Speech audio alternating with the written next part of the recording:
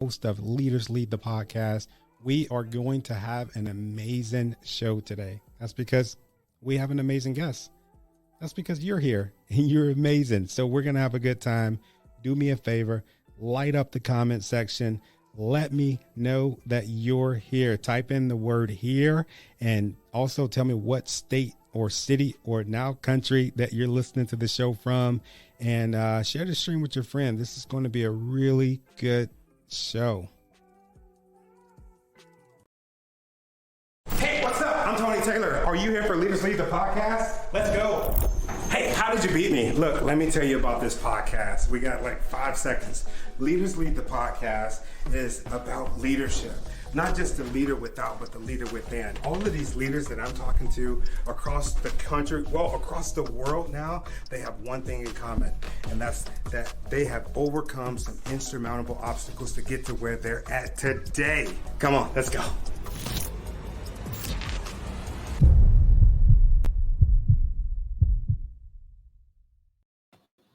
Hey, welcome to Leaders Lead the Podcast. I am super excited today.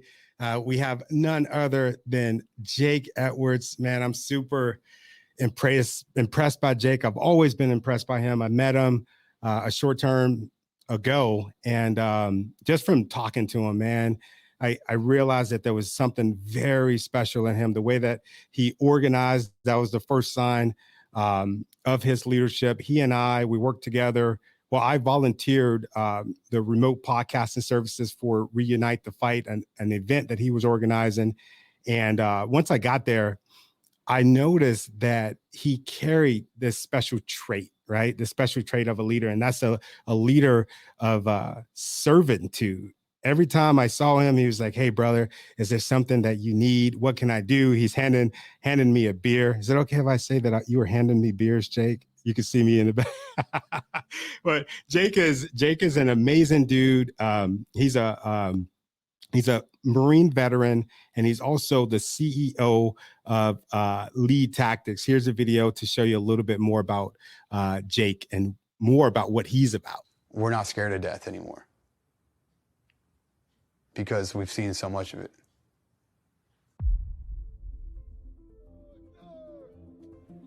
I joined the Marine Corps really after 9/11 happened. It was a big push, and it was an opportunity for me to go do something that I was passionate about.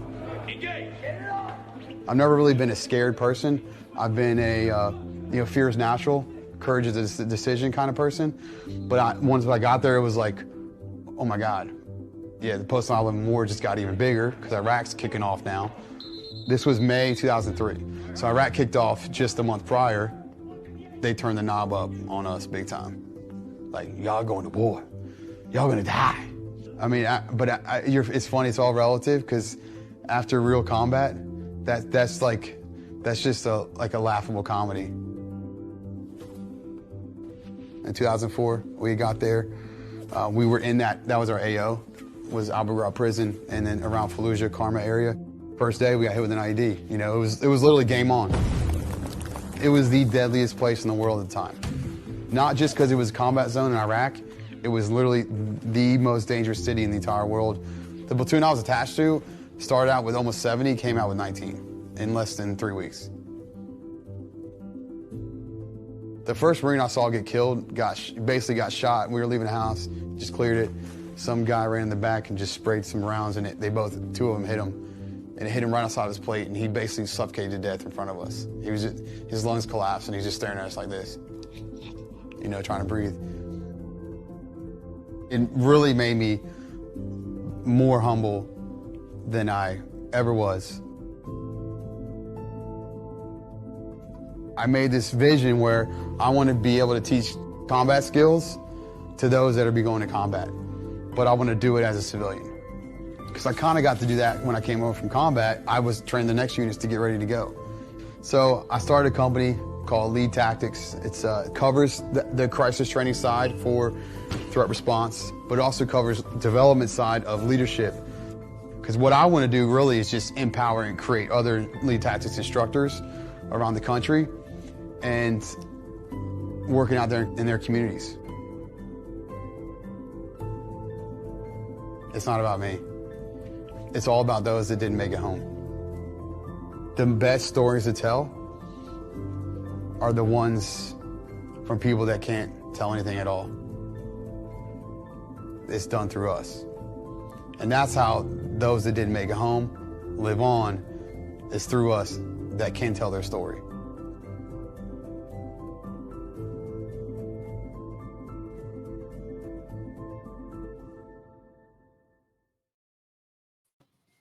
Hey, welcome to the show. What's up, brother? What's up, brother? Dude, what a impactful video, bro. I know that I know you don't like me saying this, you know, as far as you being a hero, right? You got to know that you're not just a hero for one of my heroes for the things that you've done before, but dude, you're a hero for the stuff that you're doing right now, man. You're doing some amazing work. So before we even start talking, bro, I want to say thank you. I appreciate that, man. And I don't even know where to start with that hero term, because in my perspective, I always say, you know, I'm no hero, but I've walked beside a few. And you know, all the combat veterans that I know, that's usually the response you get when they hear that term, that hey, you're a hero. But I mean, I respect everything about you, and you saying that to me means a lot. And but the heroes are the ones that didn't make it home. The heroes are the ones that we share their story about. Wow. But I want to say this to you, man. First off, wearing my shirt on the show, like you not wearing your shirt, I don't see that. Okay. So I sent you my shirt, and it got there, thank gosh, in time, because I just sent it last Friday. But I want to acknowledge that Tony's wearing my shirt, same one I'm wearing, and Oh yeah. And the branding part of that is, bro, that's all it's about, man. You're wearing my shirt on this show. That's your show. So thank you for that respect right there. No, man, thanks for sending it. It's actually a dope shirt. I put it out of the package and I was like, man, I like the way this shirt feels. Dude, some people, they send me a shirt and it's like this 100% like tough, like cotton, where you pull it out and it like cut your skin when you put it on. I didn't get that with this. I'm like, man, I'm gonna wear this, man, and I'm not even gonna wear it. It's not even gonna be a gym shirt, dude. This is dope, man. I appreciate you sending it to me, and I got one that's going to be coming in the mail for you as well. I love the branding, the red and black. Well, we're matching. I think this is the first time ever that I've done this show without wearing my own gear, so I appreciate it, man. I appreciate the new outfit. Some people think I only own one shirt, so but I know. Well, you rock the podcast in over here in Gainesville with your Inspire shirt on, and yeah, man. That's first time I saw that shirt too. I was like, I didn't know who you were, and I was like, yo, that guy's branding pretty strong when I first saw you with your shirt. But basic, simple, but the words right there, you know, hashtag inspire. So before we go, for me, let's just have this conversation shift on where did that come from? Where did the hashtag inspire come from for you? I love it, dude. This is what I'm talking about. Before we started, just like I tell everybody else, dude, it's not an interview, it's a conversation. So you got questions for me. I love that you asked me that. For me is coming from a place of not always being inspired, right? They say that if you want love, you have to show love. They say that if you want empathy, you have to show empathy. And for me, one of the things was, you know, being uninspired a lot of my life, or the better part of my life. Me seeing that is just another reminder. You know, maybe that'll be that 2% that'll kind of put me over the edge. It's just I just want to be inspired like everybody else. And sometimes it's just a reminder. I look in the mirror and it's just like hashtag inspire. Okay, that's what I'm on today. I'm going to inspire the world. You know what I'm saying?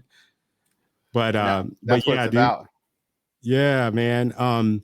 Yeah, the event. And let's start there, man. That's how we met. I started telling everybody the way that you move, the way and how I was impressed in the moves that you were making. You were calling me freaking, hey, make sure you have this, make sure you have this. We're going to be this. We're going to be on this time. Here's your ticket. Here's where you're going to be. Dude, I was like, oh man, I love this because it reminded me of being in the Marine Corps again. And as being a civilian, I haven't had anything like that to where I didn't have anything to worry about. Am I the only person that said that to you as far as your coordination in the Reunite the Fight event that we had? No, I mean, and for me, it's not, I don't do it for the attention. Obviously I do it for, it's fulfilling for me, but I had one guy actually, remember when the food was coming out and we had lunch come out, the Mission Barbecue. Yeah. I was taking some food out to some of the guys on the course, and one of my buddies who he actually graduated same high school I did. I haven't seen him forever since he got back from Afghanistan, like almost a decade ago. But he came to the tournament and I was taking chow with him. He's like, man, I can't believe you even got out of the Marine Corps because you're like the best platoon sergeant that there ever could be. Like, you just take care of people. And I mean, obviously when I get a compliment, I don't get like an ego or a big head or like, this is not my nature. It actually makes me want to continue to even getting more efficient on supporting the development and the team mentality for others. Because I want to share one quote right here that I always share all the time to my team members now where I work full time for a local government school district, but also just anybody veteran wise that I'm connected to, which is, we can survive alone, but we thrive together. Oh, say it again. We can survive alone, but we thrive together. Oh, I love it.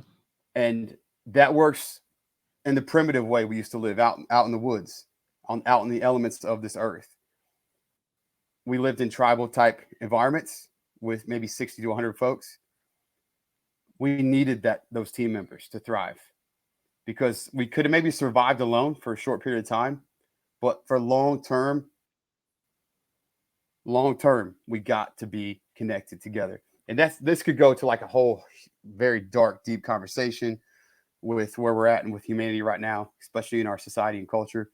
But our kids, what I do full time, our kids really need that mentality pushed. That's my challenge to everybody out there. Our kids need to have that perspective where they need to come together. They need to find common denominators, but it starts with the adults in their life. Right. How did you get that perspective? Because that's not a perspective that's shared amongst common people. I don't see that a lot, bro. And that's why you stand out. Well, I have 4 sisters and 1 brother, so big family, and I'm the youngest boy out of the 6. And just when my parents split up when I was 10, we had this great structure, religious family, very, very. We were LDS, Latter-day Saints, like Mormon, and that kind of put pressure against my mom because she just wasn't enjoying how she was treated. She felt like in the church, blah blah blah. And over time, when the time fuse is going, at some point it blows. So she decided to, leave my dad. We split up. All the kids split up. Half went here, half went there. And it made me realize, as we all could probably relate to, it takes something to understand something. And when it took us apart, I started understanding structure, the team mentality, sports. Like, this is why sports I highly recommend for any kid that can physically do them, because it puts them in a different level of their character when they're tired, when they're sweating, when they're running around, when they're doing whatever they're doing, whether it's an individual or team sport. They need to be challenged outside of a predictable, static environment. And but that's really what came for me with sports, big family, and realizing what I had lost. That's where the team mentality, I think, subconsciously started for me. And then the Marine Corps is the one that just brought it. They ripped the whole freaking cane off the top and it's like, boom. Just tore it out. What made you join the Corps, bro? So I didn't go until I was almost 21. And so it was really a post 9/11 war was the big part. And realizing that, like, I didn't grow up sharing with how our family split up. I didn't grow up knowing the history of the detailed history of all the service in my family. My granddad on my dad's side was on one of the only ships that made it through Midway. He was a doctor. My other granddad, my mom's dad, was on the USS Wasp when it got shot down in the middle of the Pacific. And he was the youngest survivor out of the whole entire crew, 18 years old. He floated for 3 days on a piece of wood, massive brain injury, and ended up dying at age 38, which is a year younger than me now. So he survived that and then passed away later on? Yep, passed away 20 years later. Yep. Wow. From injuries from the wreck or the explosion and the crash. And then my uncle, who was like one of my best friends, he was a Green Beret medic in Vietnam. And so I kind of learned once 9/11 happened, I started learning more about like service, because we all realized it was like, it gave us that one thing as a nation to come together and find that common denominator, kind of what I've been talking about. And so for me, it was really trying to find purpose beyond staying in my hometown. Just so everybody knows, my hometown became famous for not a good reason. It was already famous, and then it became famous again. I grew up in Charlottesville, Virginia. That's where I'm born and raised. And now the whole world knows that name, whether it was for Jefferson or UVA, but now also the incident that occurred there a few years ago. And but growing up there, it was a small town. And if you're from there, it's still a small town. And it's hard to get out of a small town. And sometimes the military is the only way to really do it when you're young. So for me, a few things, but I knew I needed to find something for me. And the Marine Corps sounds like did it. Yeah, it sounds like you're on a journey for purpose. Because man, when I joined, 9/11 hadn't happened. Actually, 9/11 happened when I was in boot camp, and just the mere fact, dude, full transparency, bro. Just the mere fact of, holy shit, we're going to war, like scared me. But I was ready. I was ready when it happened. You, on the other hand, it happened. You're a civilian. You joined. What, like, did you have an idea that maybe by me doing this that I would go to war? Oh yeah, I mean, like in the video you showed, the intro, which, by the way, thank you for doing that. That's a beautiful video, bro. It's hard to watch that and then of yourself and be like, I gotta discuss things now, you know? Yeah. No, but in that, like in the video, I was in boot camp 6 weeks after the Iraq war kicked off, maybe 7 weeks. So the whole time they're telling us, y'all all gonna die. Every one of y'all is gonna freaking die. You know how it is at boot camp. They're just trying to see who they can get riled up and to expose their weaknesses and build character under stress. Yeah. Yeah. But we already knew it, and I kind of want to go back to you. You're in boot camp when that happens.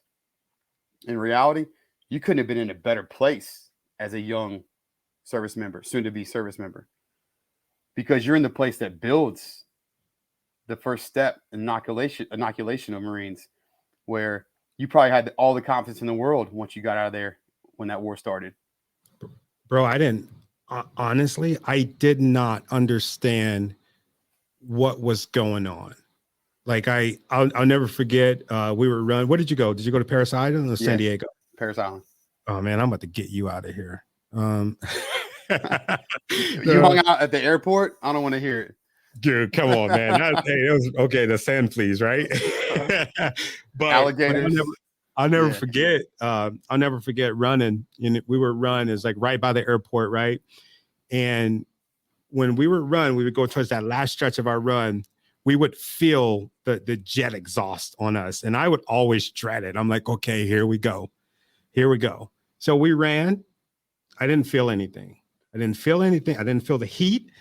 I didn't hear the planes taking off and landing. I didn't, none of it. The airport was freaking empty. And I'm just like, this is weird. Like, what's weird about this? And then for some reason, our run got cut short. And I'm whispering and I'm telling my boys, like, dude, there's some weird stuff going on. And of course, they're like, Tony, shut up. Well, Taylor, shut up, recruit. And then we go back and we're in the squad bay. And all of a sudden, I hear the drill instructors, they're throwing stuff against the window. And I'm like, okay, they're just kind of messing with us. And They call all of us on the quarterdeck. They're crying. And I'm like, man, this shit is real. They wheeled the TV out, and they showed the planes hitting.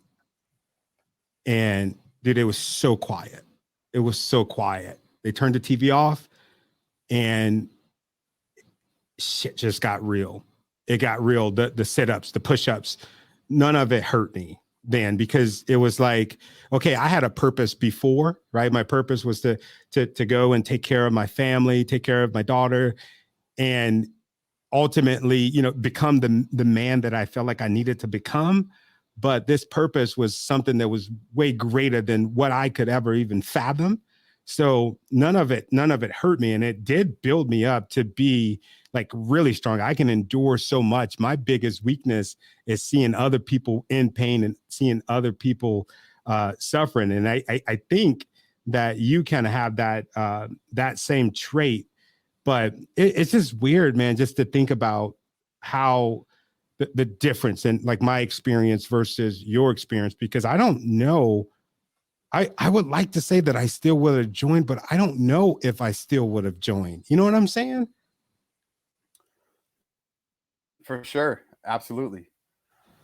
And I think the other thing, well, we could go in that conversation too. Well, did you join because you wanted to get something that you didn't have? Or did you join because family legacy? Did you join because of, you know, athleticism loser, per se, you know? Yeah. No, I was a loser, man. I was skipping school. I was smoking weed, and I didn't have enough discipline to go back to school. I would always say, hey, I'm going to go back to school. I'm going to go back to school. And I would never do it. My mom thought I was going to school, and I had became basically a statistic. I was a disappointment. I had a baby on the way.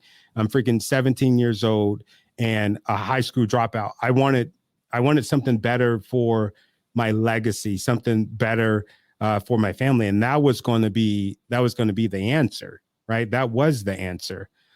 So yeah, dude, that's exactly why I joined. And I wouldn't trade that for anything, because if I wouldn't have joined, not only would we have not ever connected, but I met thousands of people right now that I consider to be my best friend, you know, because of that service, because of that camaraderie. There's nobody like you and I do. Like we could, just like when we first met, it's like, dude, we picked up like we knew each other for freaking years. And that was the first time that we had ever talked, not even to mention the first time we ever, you know, laid eyes on each other, which is weird, you know, yesterday.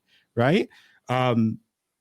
Yesterday, I didn't know what to do, because the whole freaking TikTok challenge, right? The whole TikTok challenge with the, you know, national threat. And of course, in the back of my mind, I know that, you know, people do these things. They say these things so that they can get fear and terror out of us. But, you know, my girls are going to school, and I'm like, I don't know what to do. You were the first person that I called.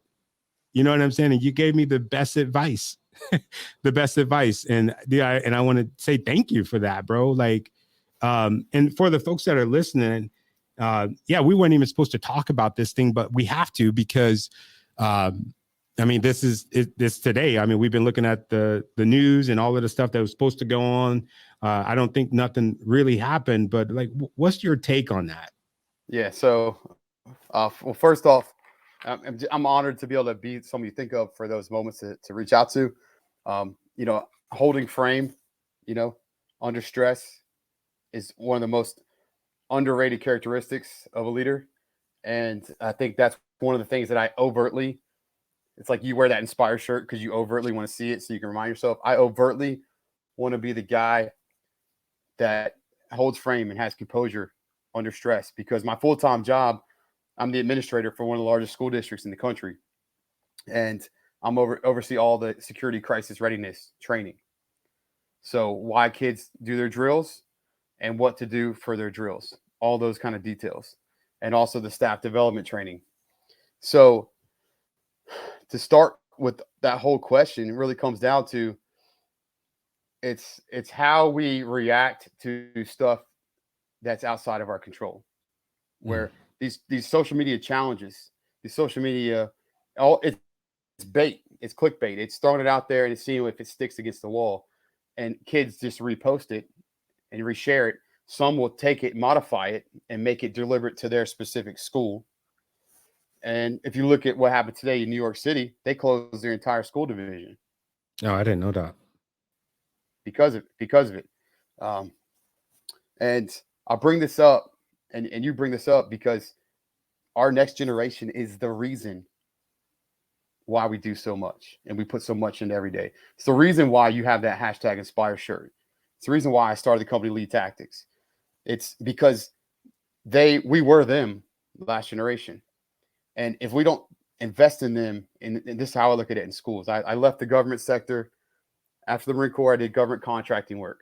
I was attached to assigned to a active duty training command for 6 years. And I taught combat skills for people deploying all around the world, civilian, military, and so civilian DOD and uniformed services. We were the ones that pioneered the entire active shooter response for the whole entire military. In 2011, the command that I worked for a command and I shifted over on the other side of base with another command. And that one I shifted to had just lost a few months prior 9 advisors from their command that were trained and went to Afghanistan, and they were all killed in one active shooter insider threat attack from one Afghan colonel. And they all were armed, and 9 were killed. From an Afghan colonel? Yes. I don't want to go too far into detail of that, but I want to share where I got started in this active shooter insider threat game. It came from the military side when the green on blue attacks. Do you remember the green on blue attacks we were dealing with? Mm-hmm. So green being the host nation, blue being, ISAF, NATO, us. In 2012, it was the deadliest year for the insider threat attacks. I think there were 62 fatalities for NATO forces, 2012. So our command started changing our training. They revamped everything because those 9 advisors that got killed from it. And I was the one, when I got there in 2012, and I switched training commands from the other one across the other side of base, they made me the lead active shooter insider threat instructor. So huge challenge for me, right? Like, I've never been a police officer. I've never been in a one-way gunfight. I've only been in 2-way gunfights, right? As a Marine in the Battle of Fallujah. Right. And being in charge of this training, we also had to train unarmed folks that were deploying to Europe or South America or parts of Africa. And so I had to learn how to do the armed side and the unarmed side of response for a gunfight. So, I mean, it was a great challenge for me. And so having to do that, I got a lot of reps. I got a lot of time on the saddle. I also had a lot of time having to figure out and evolving as we went. And we created one of the best programs. We had a 4-hour lesson, 2-hour classroom, 2-hour practical. And we had an amazing range that we probably used 95% of the time. That was like Mount Town. Remember Mount Town? For like urban range? It was like one of the best Mount Towns I've ever got to use. I haven't heard nobody bring that up in freaking years, but yeah. That's cool. Yeah. So, and doing that challenged me to realize, look, I got to open it up a little bit bigger. I got to think about, I train all these students, thousands of students a year. But guess what, Tony? I never got to see them again. I trained them and they'd go away, deploy, and they'd go back to their command, their duty station. And sometimes I see them again if they went and got sent and deployed again. But most of the time I never saw them again. So when these school incidents started picking up more and the media started really pushing it hard for a lot of the school, the school shootings that you've seen. And Sandy Hook was one of the biggest ones. Run, hide, fight. The run, hide, fight concept came out in the U.S. That came out in 2013, just after run, hide, fight. Escape, barricade, fight came out that we taught for the military. And so when run, hide, fight came out, it changed the whole game. The Department of Homeland Security came out with a 5-minute video, and they worked with the city of Houston. They pumped that video out, and Chris Grolnick, one of my good buddies, he's one of the top active shooter insider threat professionals out there in the U.S. He worked with them to do that. But we shifted now for 8 years from the lockdown perspective to the run, hide, fight perspective in the U.S. And I'm telling y'all right now, our schools need us more than ever. Our kids, our staff members, they need combat veterans. They need veterans that understand training and why it matters. They need the community to come together and understand who are the real people that need to teach our kids in our communities how to prepare for these crisis situations. It's the folks that were on the battlefield for the last 20 years. I agree.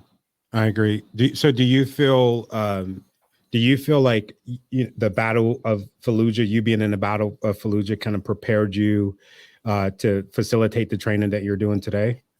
Yeah, absolutely. Because I didn't appreciate training until I went through the worst battle of the entire 21st century. Because training, I learned, dude, you saw the video. We had almost 70 guys, and then as we rolled out, we were down to 19 dudes that could walk out of the battlefield. That's how many were hurt or killed. So I learned that training. 19 out of 70. Yeah, it was like 68. I think we went in there with detachments. My squad leader was hit with the RPG. Third day, luckily he survived, but it was just nonstop. Every day someone was hurt or killed, or multiple, and it was nasty. And it made me realize, like, the team mentality, of course, came from that. The holding frame, composure. You got to fail. You got to be scared. You got to learn how to respect things. And when you do it in the worst violent situations in the world, you also see some of the best humanity in those situations too. The brotherhood and the sacrifice, and the people that say, no, I'm going to be point man. I'm going to be point man all day. And then guess what? That person is no longer on this earth. And now it's your job to tell their story to the rest of the world. And just for the folks that don't know, what is a point man? So point man is just, let's say we're on patrol. We're doing a room clearing. It's the first guy in line. Which is pretty a significant sacrifice. I mean, especially if you're losing lives like that left and right, somebody that's willing to go first, right? Yeah, for sure. Absolutely. You see the true character of people in the most horrific situations. And I think another thing to add to this that I don't think a lot of people have shared this is I had a specialty job. I was a demo guy. I was a route clearance guy. I'd find IEDs with my mine detector, and I'd also find enemy munitions with my mine detector. And also I was doing the breaching stuff and demolition stuff. But I didn't know most of the people that I was assigned to fight with in this crazy battle. I didn't know them. Wow. We were attached to them in combat. We weren't stationed with them back home. We fell in on them a month after they were already there, and we were attached to them. So I'm fighting and I'm getting moved around throughout this battle for almost 3 weeks, like the main part. Working with different people almost every day. And I'm an E3, Lance Corporal, 22 years old. Damn, you were 22 years old, bro. Yeah, that's old. Some of the guys were 19, Yeah. 18.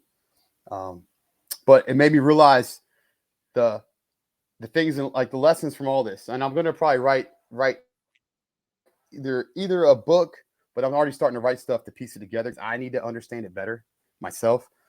But the lessons from all this is, I don't know who I'm going to work with tomorrow. I might have a new commander. I might have a new team leader, team member that's maybe a peer to me. But when I work in a very dynamic situation, in a very dynamic environment, I got to be able to find the common denominators immediately. And sometimes you need to find them by just visual, without any verbals.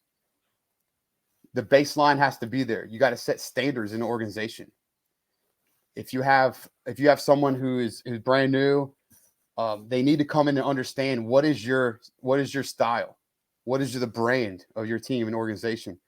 Those things help connect us for when we deal with things that we can't predict throughout our operation or days. But that's all the things this high level of combat taught me, is that you cannot predict everything. And if you live in the world where you try to do that, you're going to get hit in the face at some point, and it's not going to help you.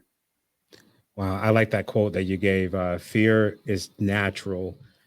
Courage is a decision. Were you ever afraid during those times? Oh, dude, for sure. I mean, dude, I don't know. Let me see if I say afraid. I try to tell my kids, but don't be. You could be scared, but don't be afraid. And let me say that might sound almost the same thing to some people, but my definition is fear is natural, right? It's there. Don't train and add fear and training,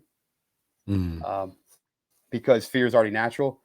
You want to add respect. So I was scared for my life. I had to get to the point where I learned that I don't know if I'm going to make it out of here, but I know that the fear that I have is not going to help me if I don't learn how to respect what I don't control.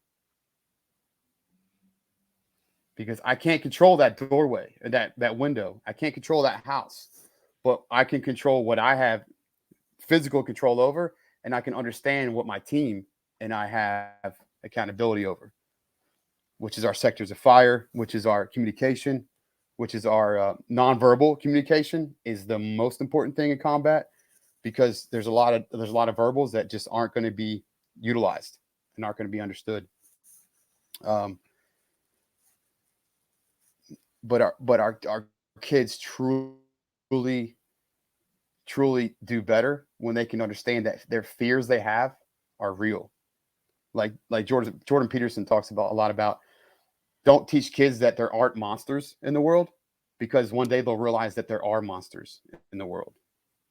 Wow. And I was talking to my 4-year-old about that. I'm like, she's like, Daddy, I can't sleep. I'm like, what's wrong? She's like, there's all these monsters in my head. And I'm always like, well, let's talk about it. What kind? She's like bears, snakes, the moving trees. I'm like, whoa, time out. What movies are y'all watching these days? She's like, well, my older sister Haven, she's watching a movie that does this. And I'm like, okay, and I tell her, look, bears are real. Yes. Snakes are real. Yes. We respect them. We have fear of them because they can do damage. We respect things that control us and that can harm us, right? But my 4-year-old is starting to get it, man. It's your dad. Every kid's different, but every kid's an experiment on.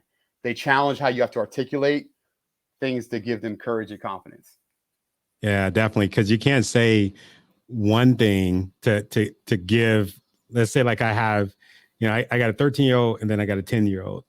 If they're both worried about the same thing, I go in one of the kids' room and say something and it works. I can't expect to go in the 10-year-old's room and expect for that to work as good. I'm glad. It seems like you are a person of like you believe that communication is important, right? Dude, it's the key variable to knowing the mission and moving forward to win. Wow. Let's hit this comment. Mr. Green said, Jake is a stand-up guy, one of the realest, most genuine people you would ever meet. I will be watching when my kids are 6. Thank you so much for your service and your continued dedication to serve. Jake, if you don't mind, because I know there's a few kids watching. I had some people on Facebook say that they're going to be watching because they were kind of concerned about this whole national threat thing too. If we got some kids and parents that are watching, what is one thing that you think that can say to them, not necessarily to ease their mind, but a tool that you can give to them to use? Because I don't think this threat, I don't think these dumb challenges are going anywhere, right? I think they're popping up pretty much every day, because that's what my 13-year-old said, was basically like, oh, this is old hat. This happens all the time. What do you think is a helpful tool for them to navigate during these weird times? What a great question. And the comment from there, man, thank you so much, sir. I try to be as humble as I can and just support people. But for our kids, man, I think the best thing we can do is when they're put them in a safe place, like their home, right? Home should be, not all kids, I can't say this openly to everybody because it's not perfect, but their safest place should be their home, right? Yeah. And let's assume that those parents out there that are actually cared about this stuff and that want to find the best tips for your kids, put them in their safe place. And the first thing you can do for them, especially when it comes to their crisis drills at school, is ask them to show you, not tell you, show me if they train at their school, show me, pretend this room is your classroom. Show me where you would hide if this was your classroom door.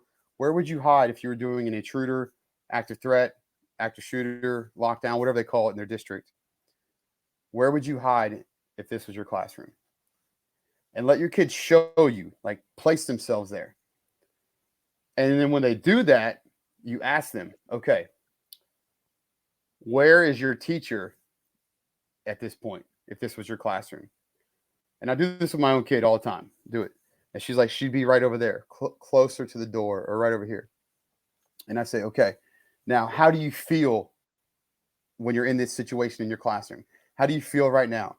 And my own kid, who is she's 8-year-old now, 3rd grader, she'll tell me, Daddy, I feel scared. Yeah. Okay. So I'm going to cover why I'm sharing this and why I do this, why I recommend this first. So I want to know her feeling right now, her emotion. So my kid's scared. They're practicing. Okay. Like Allen Iverson said, practice. Practice. Like we're talking about practice. Like we're talking about layups and practice. Practice. Like this ain't the game when the ticket holders are here and they're trying to freaking watch me. Yeah. No, this is practice. Practice, Tony. Come on. Practice is where it starts. Yeah. It's like Denzel's best quote. We don't plan to fail. We fail to plan.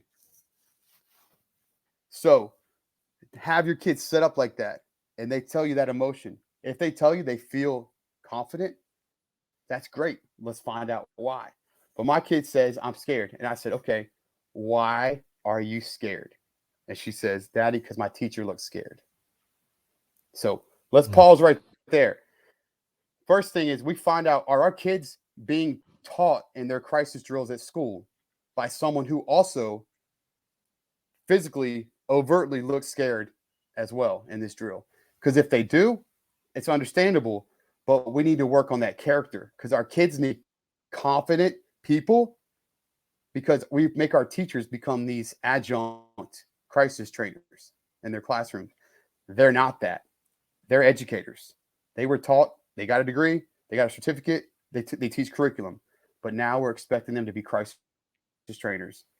We have to put pressure from them at the administrative level and say, look, you might have the best theory-based training for your staff, but the skill set is not matching the mindset. So our kids need teachers that are going to give them some confidence in these drills, but where it actually gives them the reality of tactics to utilize if it was a real moment. Okay? Sounds like leadership. So it will lead tactics is the whole thing. It's also an acronym for lock, escape, alert, defend, as the back of your shirt says. But let me go back to my kid. My kid's in the corner, right? So here's the thing. If my kid's hiding in the corner right there for their simulated drill using this room at home, I say, okay, show me where you're placed. And she'll sit down on her butt. Now let's just think about this real quick. If you do this with your kid and they're sitting down on their bottom, ask them, do you think you can get up fast and run away if you had to right now? Let's say that's a land shark, right? I always tease kids, like little kids. I'm like, hey, imagine if there was like a land shark and it's on the ground and moving around like with feet. And they're like, they're not real. And I'm like, but just imagine it. How fast could our kid get up if they're sitting down on their butt? It takes time, right? No predator, and we are predators. No predator will sit down on their butt and wait until it gives up defeat. So we don't teach sitting down on your butt and defeating. I tell the kids to kneel down, take a knee, right? Remember shooting 101? Take a knee. You lower your silhouette in half.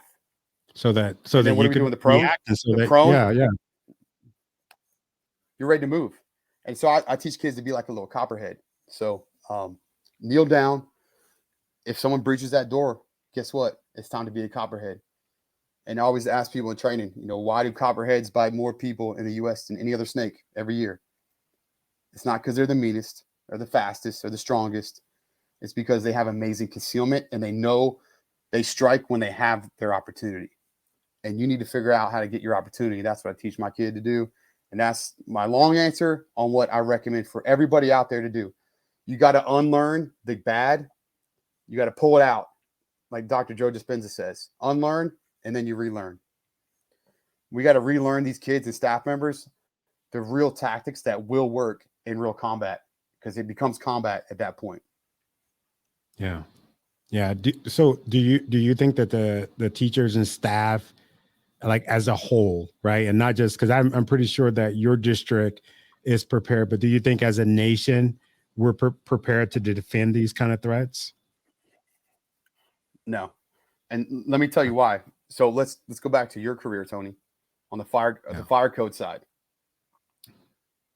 The last kid to die in a fire has been almost 50 years in the U.S. in a school.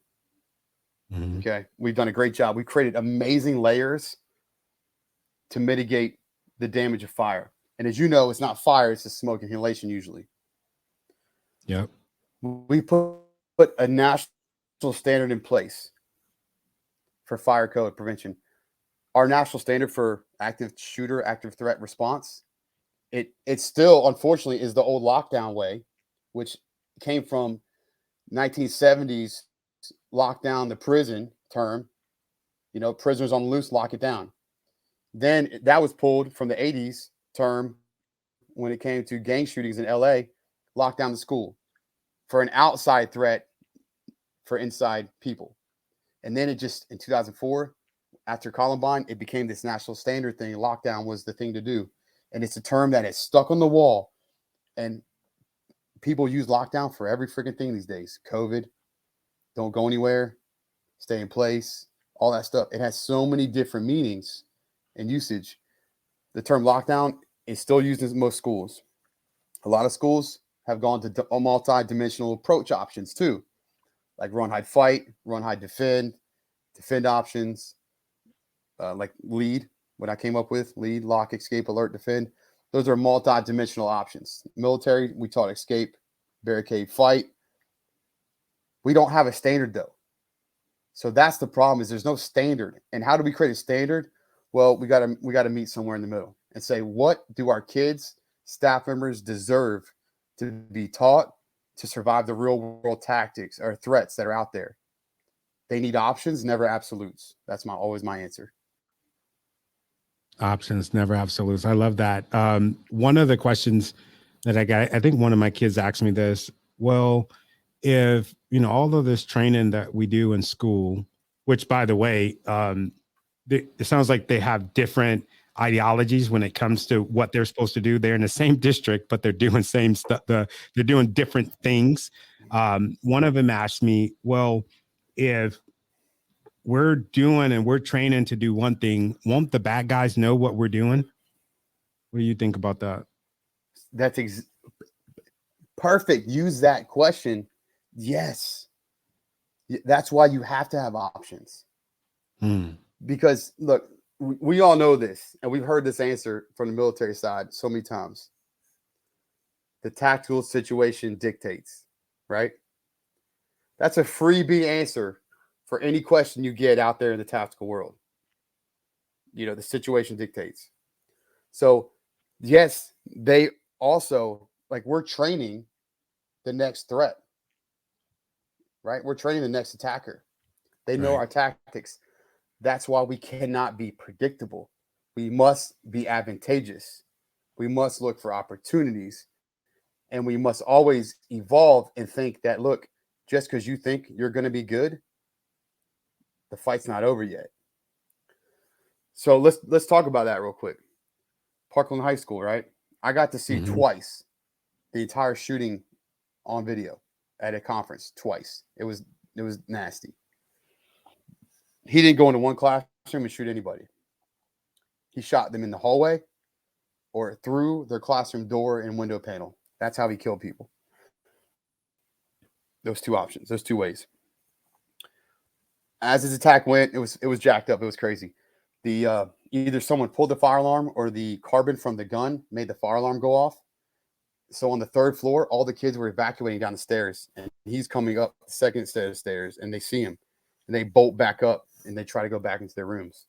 It was crazy. One of the classrooms, the teacher locked his keys in his door because their tactic was, like most schools teach, and you know this, Tony, because of smoke spreading and fire, close your door. Even though you know that really only works for full hinge fire doors, right? Right. You know, but they're still taught non-fire doors, whatever classrooms, just shut your door. I don't know why. It's a tactic because it's that's easy. utilized. I think it's a lazy tactic. Yeah. It hurt Parkland because they conditioned themselves. They were conditioned to go back to their original classroom instead of they could have gone wherever they could have gotten into, right? Just get in somewhere, fill and flow. So one classroom couldn't get in because the teacher locked his keys inside of his classroom, and they're sitting there. He's trying to get to check his pockets, get the keys out, and he doesn't have them.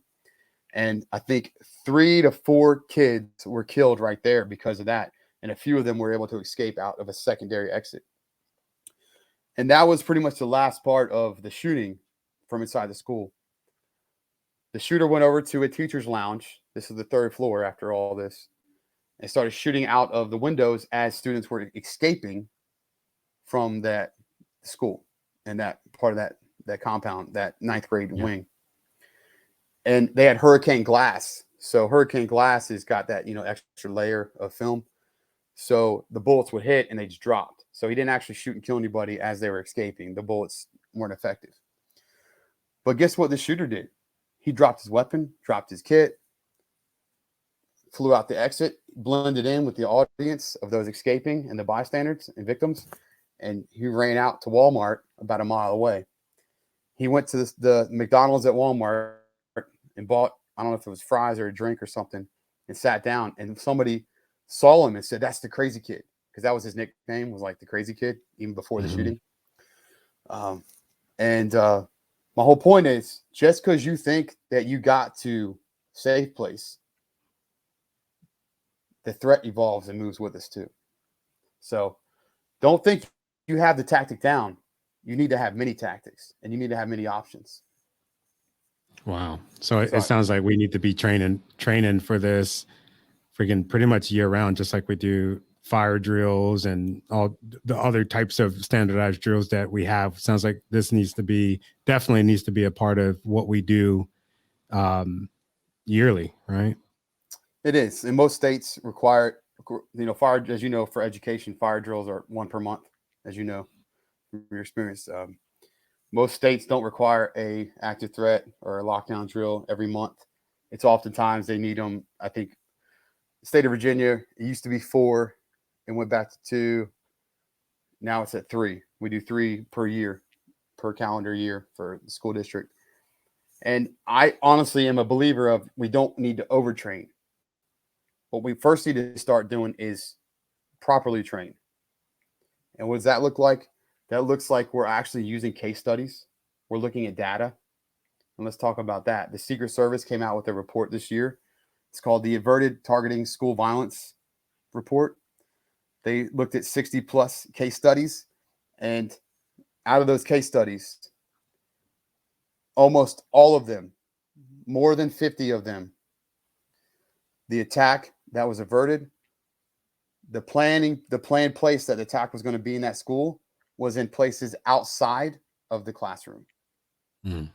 But I challenge everyone out there as well. Ask your kids, ask your friends, whoever you know that are teachers, where are they currently training for their drills at school? Because most people, for convenience, for state mandated drills, Tony, you know this, checking the box. Checking the box. Right? Checking the box. Right. Or they might not even, we're they might not even do them, man. They just probably pin whip them, right? Well, yeah, that's, you talk about losing your freaking job. That's quick. Yeah. But still, minimum requirements often, because I think we overtrain And part of that is the fire drill demand that we do see. I highly recommend a fire drill every other month. Every other, yeah. Okay. I get fire. Look, fire is so valuable to respect, but we put so many things in place to mitigate the spread of fire in schools. Sprinklers. A lot of schools are made out of masonry, right? Like cinder blocks. Have you ever seen a cinder block catch on fire, Tony? No, Okay. no, You know, no, and no. If anything, I've seen people set fires on the inside of them because they know that it's going to be contained, right? Because they're so strong, right? exactly. So we put all these things in place for the fire mitigation, and it's shown it's worked. And I've talked to fire marshal, the state fire marshal. I've talked to him about, hey, can we look at some maybe every other month? And he's like, why would we change it when we know it's working? And I'm like, I get it. There it is right there. They think it's all working that they've done for the last 50 plus years. That why change anything now? But they don't see the blend of the other drills. Yeah. Yeah, they'll change it once they realize that in all actuality, it doesn't work. Maybe that one section works, but what about what you're doing? You know what I'm saying? They need to make room for what you're doing, because I think what you're doing is honorable, and it needs to be respected more, which I don't know. Like, what the hell is it going to, like, what is it going to take for us to respect the fact that there is a threat out there that is threatening like our most prized possessions, like the future leaders of this freaking country? Like, to me, that's more important. Perfect. Has the world ever been safe? First off, No. Okay. People like us, we try to make it better and safer each day. The second thing is can you guarantee my safety? No, I cannot. Exactly. So we have to, again, the unlearn before we relearn. We have to accept where we are. And this is a perfect spin on getting back to leadership. I challenge everybody out there that understand that leadership is something that anybody can have. It's a skill we need to learn. We need to get better at. We need to overtly work on. There is natural leadership. Yes, there are people that we will naturally follow more than someone else. It's because of their demeanor. It's because of their composure. It's a lot of probably subconscious things there too. But the biggest thing about leadership for our kids is understanding that, look, we have to be real with them. And this is the biggest problem with schools, is that we cannot, and I mentioned Parkland High School, they're the perfect case study to look at. We cannot guarantee accountability when the real attack happens. Accountability of students and staff is gone. But schools can't train that way because it just, they say, we guarantee, we tell our staff, our parents and our guardians, we have accountability, we have this. I'm telling y'all right now, you don't. I saw it in combat. The most highly trained conventional force that the U.S. military has, the Marine Corps, the infantry folks. Hoorah. Hoorah. I was attached to them. I was a pogue. Okay. We used to say we're pogue-ish because we were attached to the grunts. Like, but I'm telling you right now, we have to make sure that we be real and accept where we're at today. And that's even with leadership. Accept where you are today, because you might have this grand vision plan down the road, but guess what? You won't get there until you know what track you're on. And that starts here. Damn, dude. Thank you. Dude, thank you. I know there's so many people that are watching this right now, and they're just like, man, I want to give your contact information to my kids' school system. If for some reason we got some viewers, we got some listeners, you know, I know they're thinking, how the hell do we contact Jake? How do we contact Jake so he can come in and train us up? Like, where can we go? So, I mean, you got my website. I got two websites, leadtactics.org, and I got threatresponsetraining.com. You can find me on LinkedIn at Jake Edwards. You can find me on Instagram at Lead Tactics. You can find me on Facebook at Lead Tactics. I still need to do a Lead Tactics LinkedIn page. I'm taking some time off during the holiday break and Christmas break. So I promise I'll get that going. But I want to add this one last thing, Tony. I thank you so much for plugging that out for me. You can also go to Lead Tactics on YouTube. That's our channel. Where I have 2 different podcasts I do, and one's with a group of guys and one's just me. But I want to say this for our schools: the thing that I see is going to be the best way to build the skill set, because the mindset must come first, and that's where we start. That's day one, the mindset building. But once you add the skill set, okay, the application side of things, we need to blend the mindset and skill set together so these kids understand the drills they're doing, and we don't need to rush their training. We have 13 years to train the average kid in our country, right? K through 12. That's where why I left. My parents were retired educators. My mom was a kindergarten teacher. I left the government side of training. It was amazing. I made great money doing it. It was awesome. It was so fulfilling. But I knew I would never see my students again. I see kids now from a kindergartner. I'll see them for 13 years now. Wow. And I'm teaching. I'm telling you, I call my daughters. I got 2 girls and a boy. I call my daughters princess ninjas, and they love that term. They love it. We got to teach our kids to be brave, to have courage, and understand fear is there. It's natural. And let's talk about our fears. I even do this with adults. Let's pull out the fears. Let's pull them out, and then we discuss one by one. Why do we fear that? You ask them this in your training? Absolutely. There's so many different things of training I do. It's not like I just do one thing. I'll work with staff. I'll work with students. I've even spent 2 days at a school, full days. One day I rotated with staff the entire day during their encore breaks. And then the next day I rotated with students on their encore breaks. And the feedback from that principal and the parents could not have been more beautiful. They want me back there every year. And, we got almost 100 schools in our district, so it's kind of hard to commit that much time.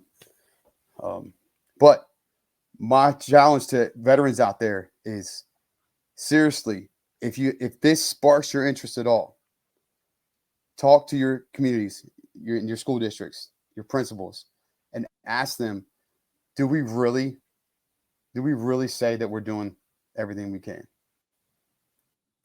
And if you are, what are the professionals out there saying? Because we cannot let a principal think because they did a good job getting their administrative master's degree and they did a good job on their evals as a teacher, think that now with that degree and that teacher background from managing a classroom and curriculum, that they know how to run an operation of an entire building and system. Our security folks out there and the professionals out there in that world, in the world we come from, Tony, we need to get more involved because we know what real combat and stress looks like. And we know what's needed. Dude, this has been so good, man. It's so crazy. We were supposed to do this episode a while ago, but who would ever thought that we would have did it today, right? A day that was, this is much needed. We weren't even going to talk about this before. We got Dave and Denise Franklin. Do you need help with this in Washington State? Everywhere.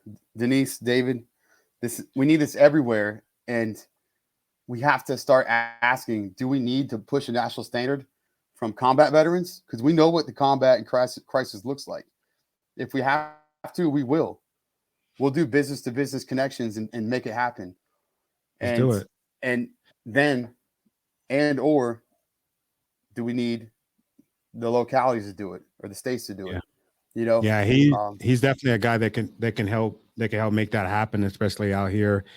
He's a retired fire chief. I can definitely put you in contact with Dave. So yeah, dude, let's make that happen. We got some. I want to say thank you to everybody that checked in. If you're watching this and you haven't commented, do me a big favor. Type in here. Let me know that you're here so that we could acknowledge you. Denise and Dave Franklin, thank you.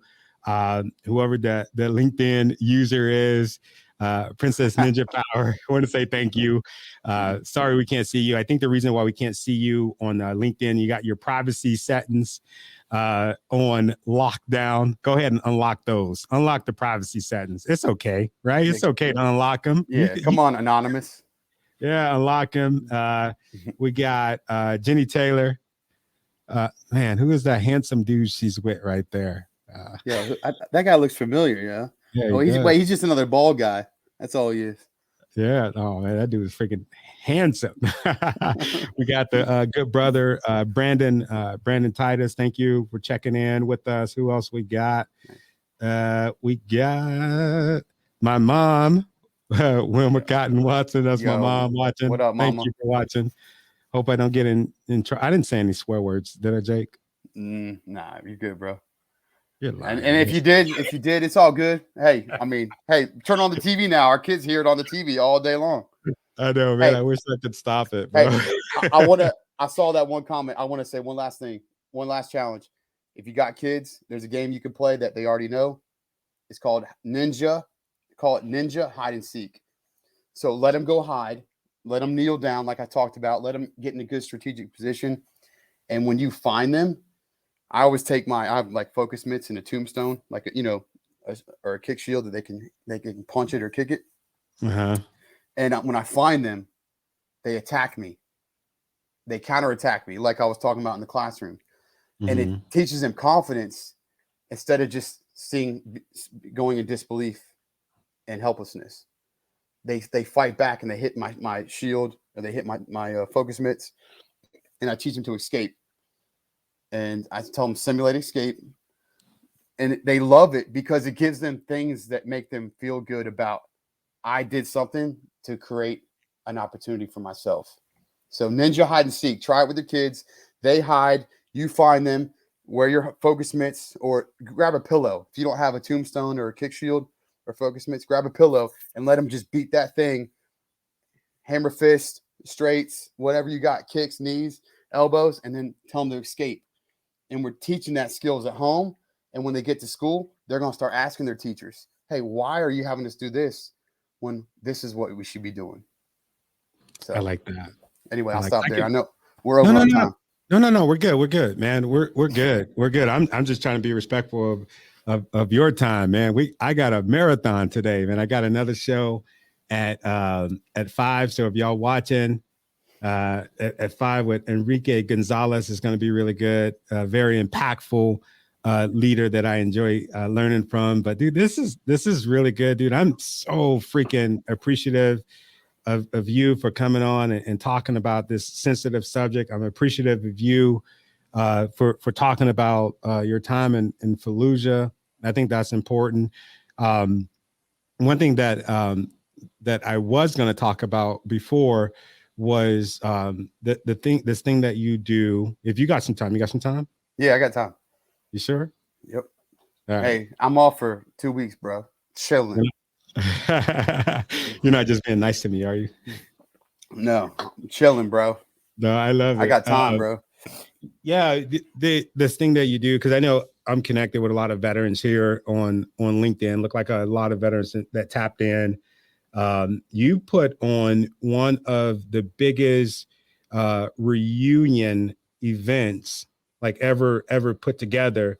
And I wanted to talk about that a little bit because before, I'm not going to lie, bro, before I would get like emails and messages from different people that were going and they were planning that. I would look at it almost like a high school reunion. I've never went to a high school reunion. I thought that it was weird because I was just like, dude, I didn't want to be around y'all then. I don't want to be around you now.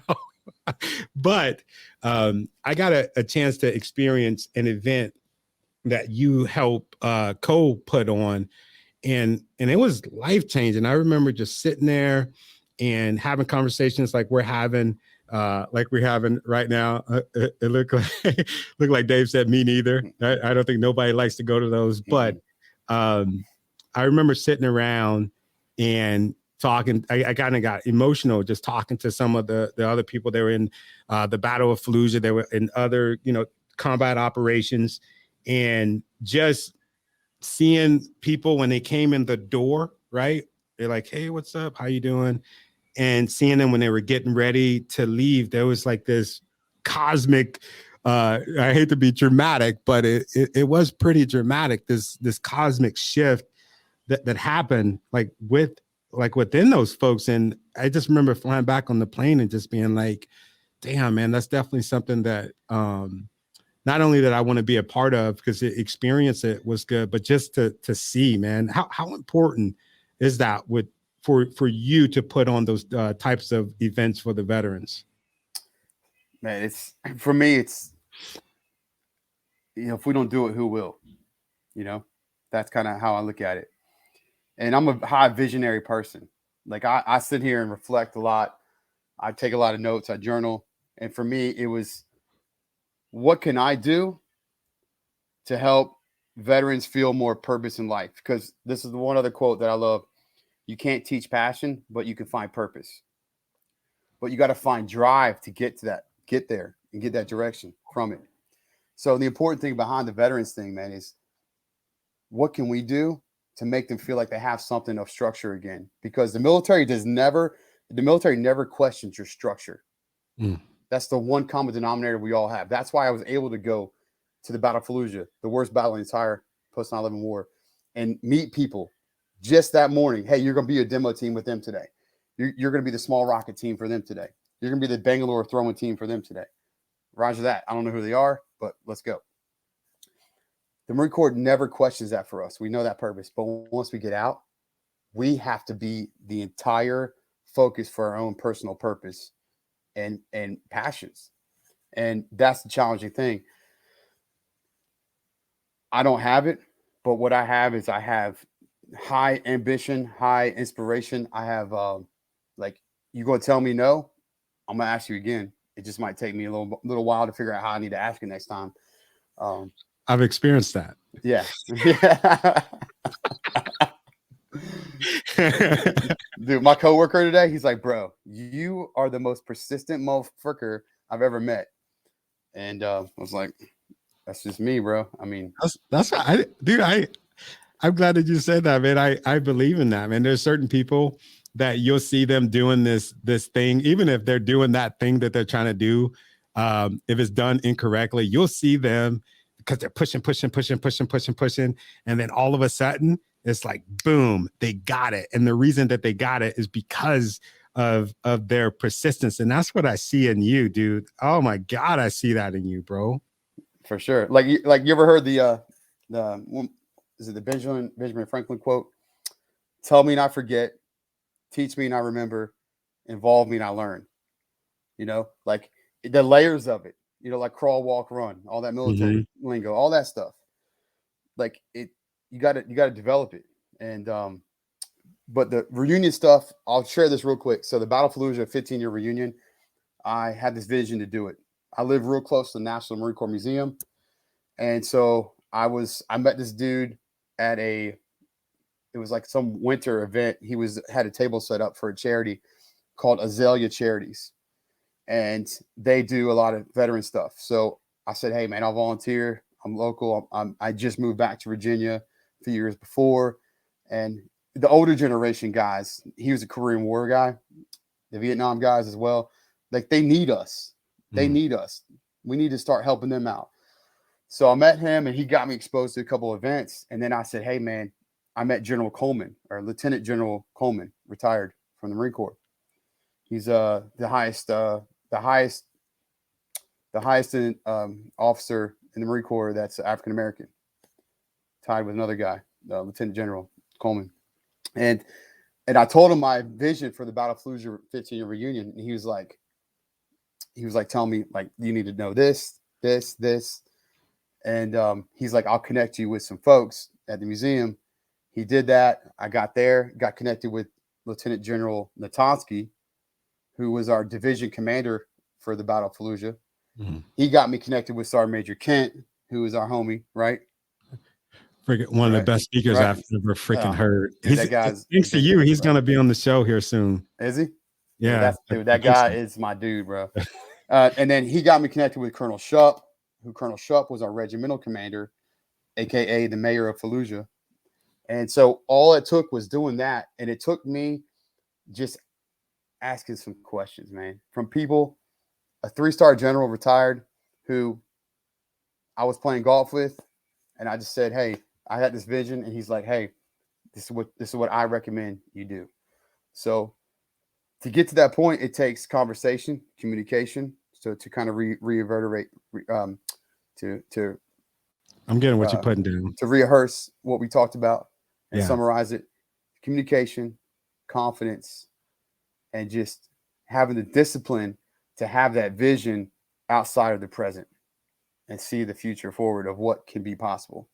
And the event became the largest post 9/11 reunion at the entire National Marine Corps Museum ever. And we raised $60,000, dude. I put on a golf tournament. The first golf tournament I did 2 years ago before I met you, we got 30,000 from them, from that one. That's and then BT, I got $30,000 from Semper Fi Fund to pay for all our food at the event. And it saved people's lives, bro. The testimonies people wrote afterwards were crazy. And some of those guys you got to see at the tournament. Oh yeah. And for me, man, like, dude,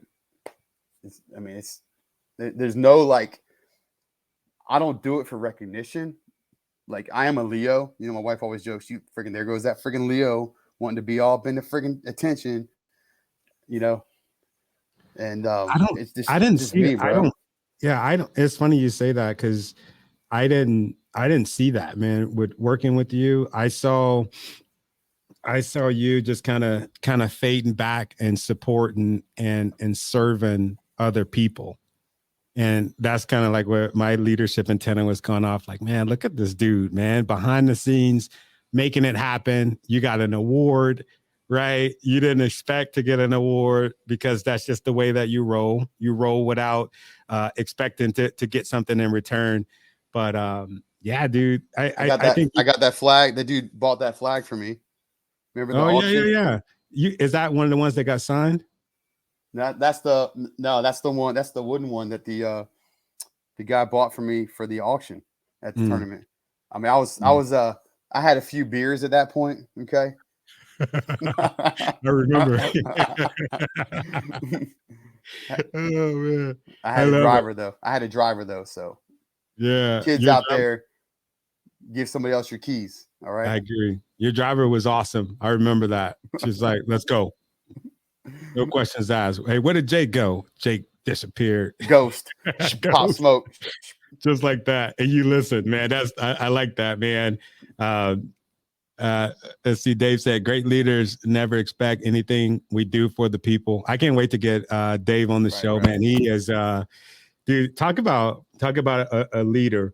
Dude, they I'll never forget, bro. One of my first shifts at the fire station, it was like being on freaking TV. It's like, oh man, we gotta talk to you. Come in here, come and talk to the chief. Dude, this dude stood up and he was wearing a freaking thong at the firehouse. Oh man, dude, but it was so freaking funny, man. I remember like sweat pouring down, everybody laughing. Like I didn't know what to do, because at first I'm like, man, am I about to get in trouble, or like what the hell is happening, man? I can't wait to freaking get Dave on the show. Dave, let's connect, man. Let's get you on here, man. But Jake, dude, this has been such an honor. I enjoy learning from you. If there's ever, you already know that I ain't got to say this, man, but there's ever anything that I can do to help support your program, please let me know. I actually have an idea. I have a couple contacts that I think that will be beneficial to our community, to people that I can connect you with. I think that there will be some you had to bring that up. I think that there'll be some amazing synergy with some of the people that I think I can connect you with to bring that training here in Washington State. In closing, man, what's your legacy, bro? I like that you brought that up, because that's my one podcast I have is called The Weekly Pill. And the PIL stands for purpose, impact, leadership, legacy. So for me, legacy is all about what can I do to influence the people that I get to be exposed to during my physical life, the people that will remember me after my physical life is over. And most of that will be my family and kids, you know, my siblings, my nieces and nephews, my own kids. So, but I think it comes down to character. And the one thing that matters so much, and it took me having a supervisor, team leader that treated us this way to where it took me to understand it, which was it's not about so much as what someone says to you in life and the memories of what they said, but it's really about the way that their character made you feel. So I want to make people feel like they matter. I want to make them feel like they can get energy from me, because as a formal instructor now for over 12 years, post Marine Corps for different government organizations, my goal as an instructor is to control the temperature of the room subconsciously, but also give you energy that you can use for later. Because the best trainers out there, it's not about right now. It's about what they make you think once training is over and what you do with what you're thinking about. Wow. Wow, dude. Thank you, man. From the bottom of my heart, bro. I appreciate our friendship. I appreciate you taking the time to come on the show. And for the viewers, if y'all are stand by, I got an important video to show you. And also at 5 o'clock, that's in an hour. Again, we got Enrique Gonzalez. Please feel free. Not feel free. I want y'all to come check out this conversation because it's going to be powerful, just like it was with Jake. Jake, stand by. And thank you, bro. Thanks, brother. Whew, that was great.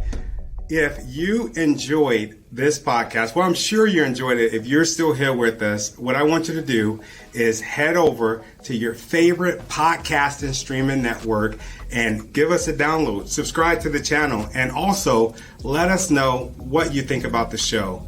And from the bottom of my heart, I want to say thank you for the things that you've done. Thank you for the things that you're doing. And especially thank you for the things that you're going to do, because I know that you're going to do something amazing.